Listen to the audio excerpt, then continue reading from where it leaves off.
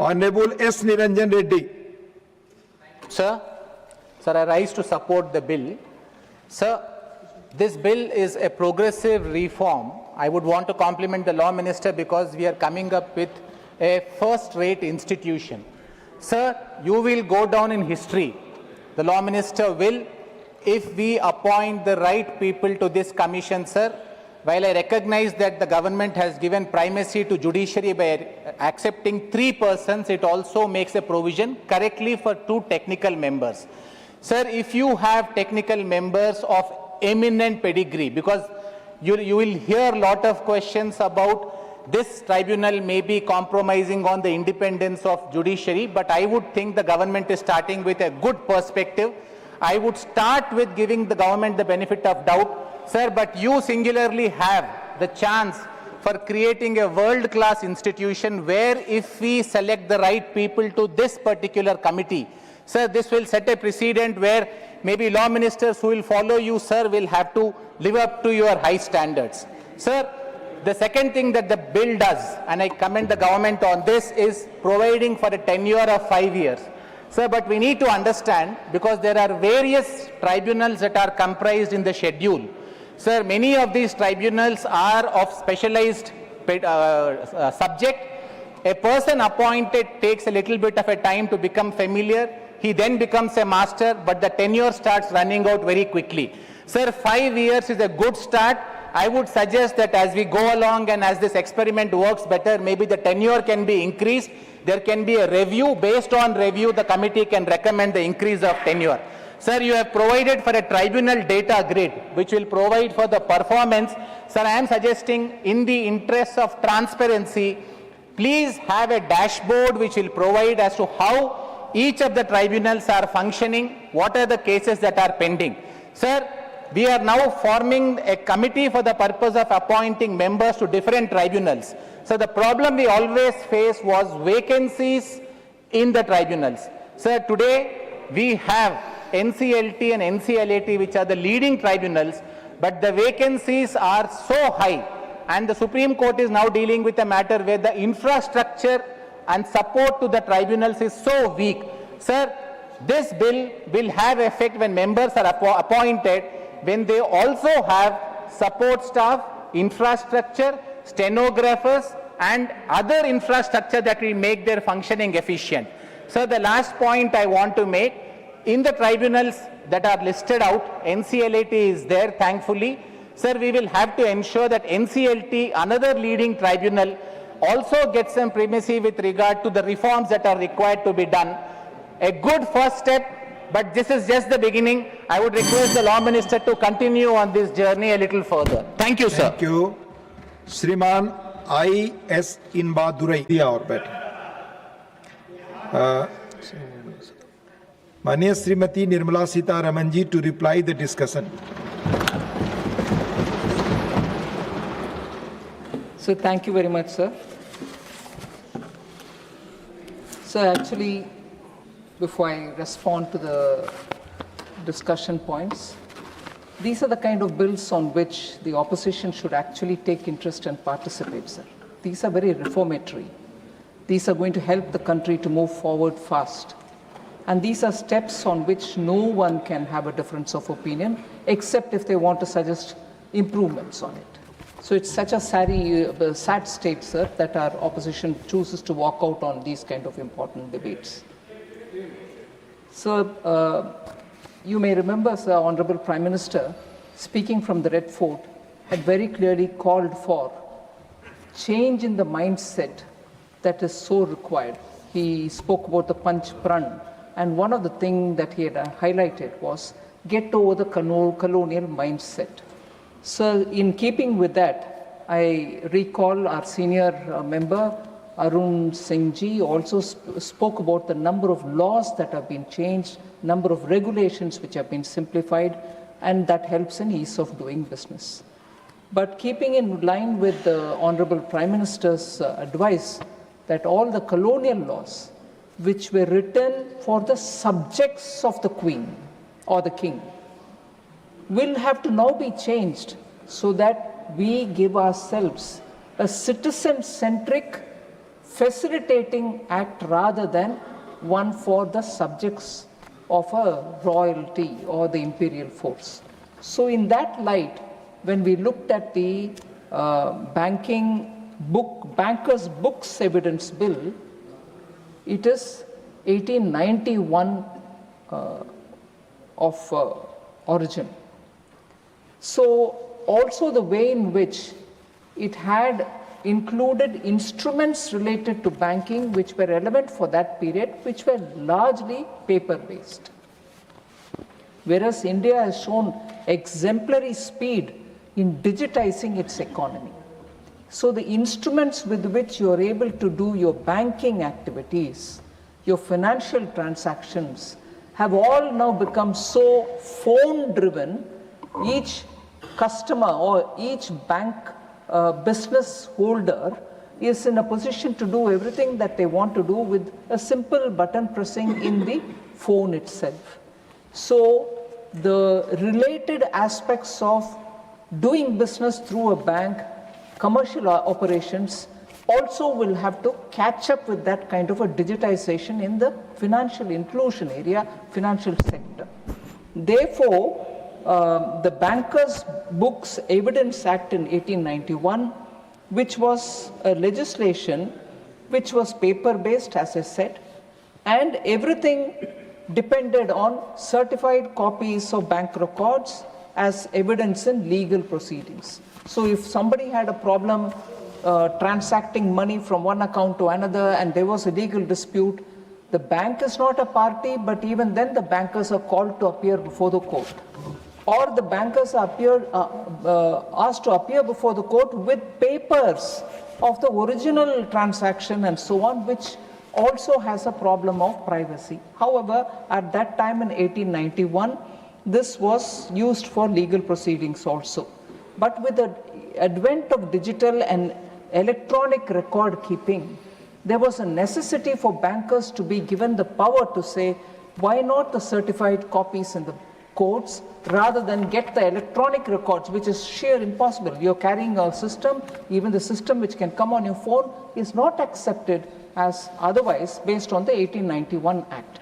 Therefore, the Bankers' Book Evidence Act 2026, Evidence Bill 2026 is being brought before this House. We seek to repeal and replace the Bankers' Book Evidence Act of 1891. Just for a moment, sir, to say, is this allowed by law? Yes, it is allowed by law, because entry 45 in the Union list, which is the list 1 of the 7th schedule to the Constitution, empowers the Parliament to repeal and re-enact an act. We are invoking that and repealing the 1891 Act and bringing in the Bankers' Evidence Bill, Bankers' Books Evidence Bill of 2026, which will replace the repealed 1891 Act. So the bill, among various other things that it wants to do, provides for provides for a technology-neutral legal framework for bankers' books. It recognizes electronic and digital banking records. It standardizes the certification process, facilitates the admissibility of electronic banking records. It permits authentication through manual, digital, and electronic signatures. It also, therefore, strengthens the statutory protection available to the bank officers where the bank is not a party to the proceedings by requiring the court to record the existence of a special clause, which is the feature in this new one. It suggests to the court to record the existence of a special clause before summoning them, or invoke a cause which is specialized for summoning them, empowers the central government to extend the applicability of the Act to specified financial sector entities, and also aligns the law with the contemporary banking practices. Sir, this particular Act has about 16 clauses which provides for several specific provisions, all of which will allow for the digital records to be in the form of a certified copy, which can be admitted in the court of law. I highlight a few things. Explicit legal recognition is going to be provided if this House passes this passes this bill as an act. So, explicit legal recognition of electronic records. So, this particular clause provides that electronic or digital records of bankers' books shall be admissible, it shall be valid and legally enforceable as evidence, subject to the conditions specified under the Act. So clauses 6 and 7 relate to that. Expanded definition of bankers' books is being brought in now.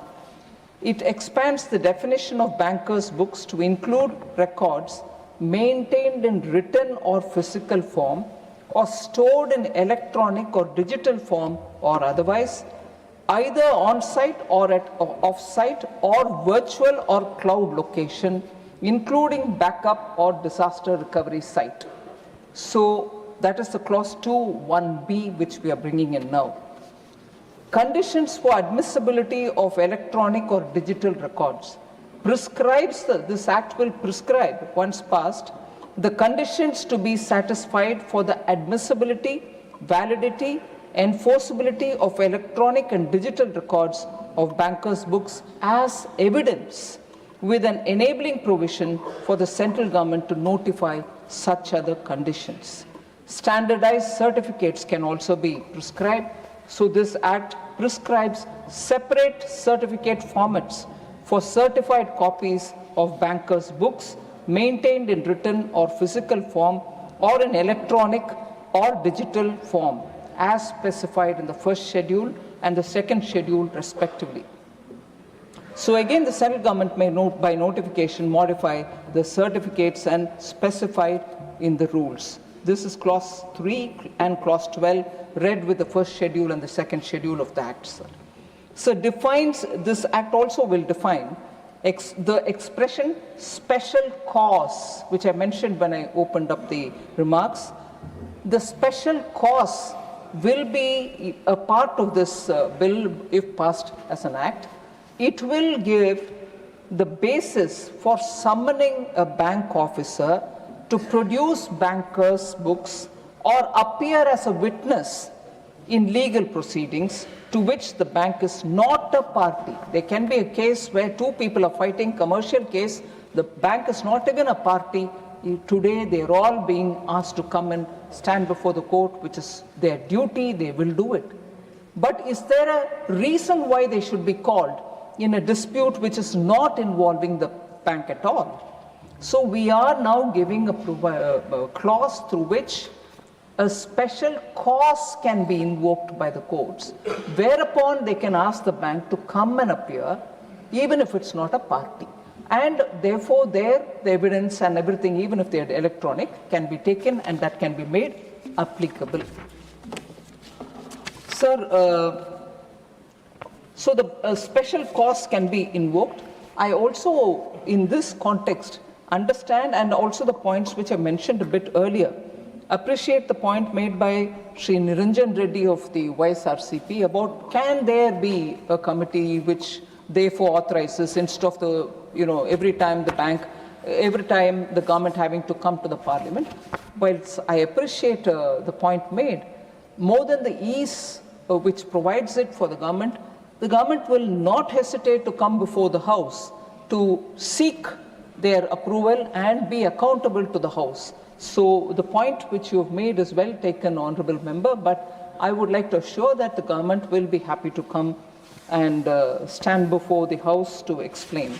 So I think, sir, largely every member has spoken, understanding the importance of this act, which is being brought in this context.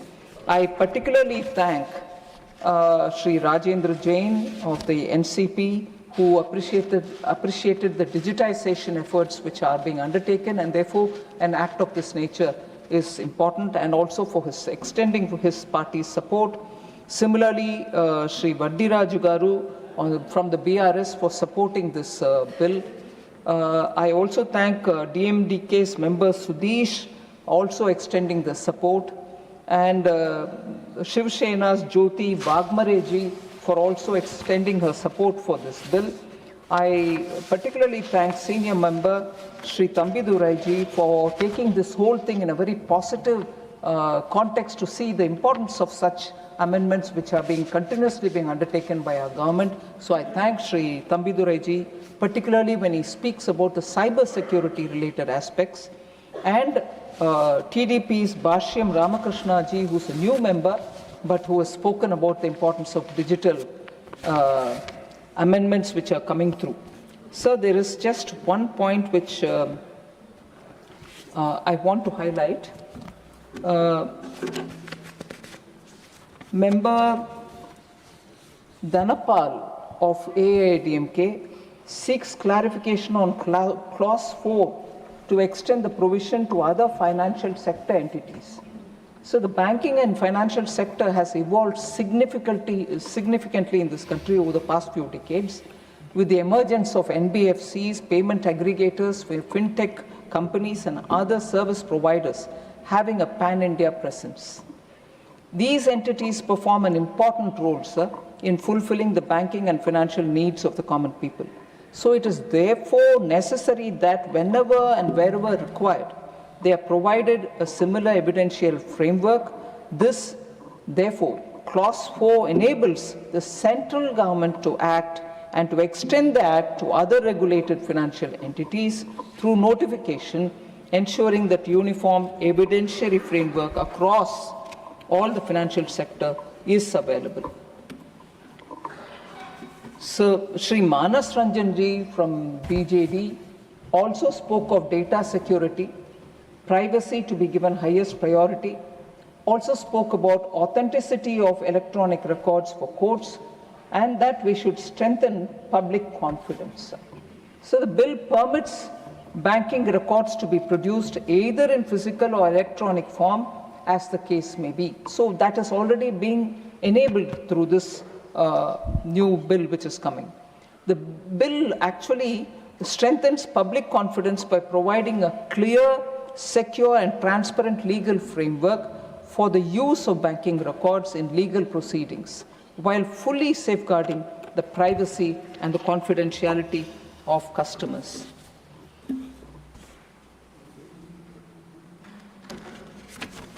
So largely, I think I've addressed most of the concerns of members. In case I've missed out on anything, I'm sorry, I can always meet them in person and talk about it.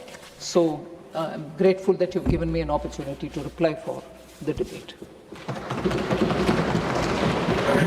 Honorable members, the question is